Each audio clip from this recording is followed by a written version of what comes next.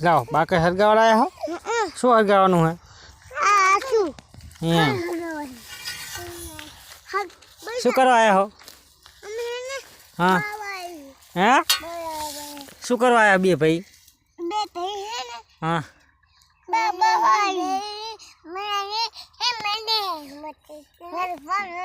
એમ એમ હા એમ હા કાર્તિક કાર્તિક શું કે મારો દીકરો કાર્તિક શું કે કાર્તિક શું કે આ બાજુ જો ફોન બાજુ જોઈને વાત કરો બોલો જય બાબારી જય માતાજી જય મામાદેવ કાર્તિક બોલો